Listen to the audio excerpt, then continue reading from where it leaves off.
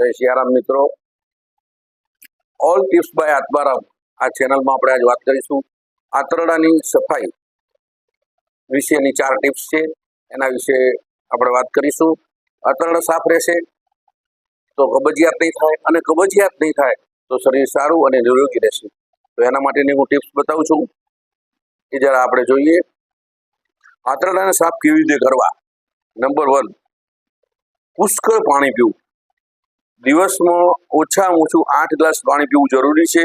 સવારે ઉઠીને જો 2 ગ્લાસ પાણી પીવો તો પેટ સાફ થવામાં બહુ સરળતા રહે છે.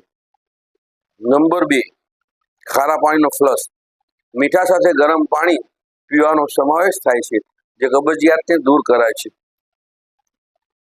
ખારા પાણીના ફ્લશને કામ કરવા માટે 30 મિનિટથી 1 કલાકનો સમય લાગે છે, જોકે કેટલાક કિસ્સામાં તે વધુ સમય લાગી શકે છે. ઉચ્ચ ફાઈબર આહાર એટલે કે ફાઈબર વાળો ખોરાક લેવો જોઈએ, જેમાં ફાઈબર વધારે હોય.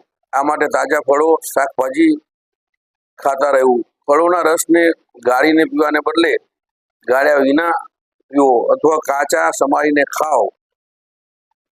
ઘઉંના કરતાં જુવાર ખાવાનું વધારે પસંદ કરો. Herbal tea PV.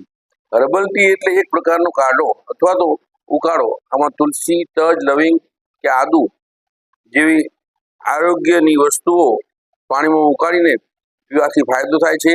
આ પ્રકારની 4 ટિપ્સ છે. એટલે કહેવાયું છે કે કબજિયાત એ સર્વ રોગોનો મૂળ છે. આ ટિપ્સ અપનાવશો તો આંતરડા સાફ રહેશે અને કબજિયાત નહીં થાય.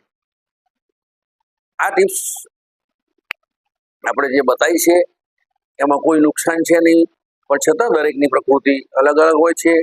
એટલે નિષ્ણાતની સલાહ લઈ અને ઉપયોગમાં લેવી અમારી કોઈ જવાબદારી નથી. જય સિયારામ.